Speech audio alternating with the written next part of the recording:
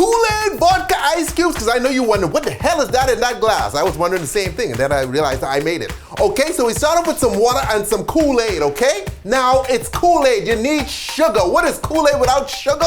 Vitamin water that you can buy in the store. It tastes like ass. Okay, now we pour our Kool-Aid into our ice trays, okay? Now, you could go on and mix as many colors as you want, okay? We just show you the blue, okay? We should have showed you the red, because that's the most popular color.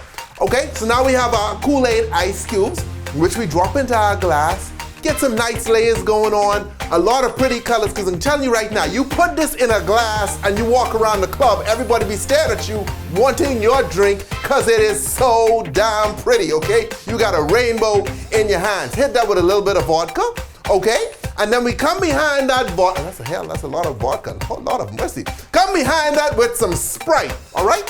Or something white so that the color shows, okay? And there you have it, homeboy. Look at that, beautiful. Take a little sip, okay? Drinking from a rainbow. Yes, sir. Stay tipsy.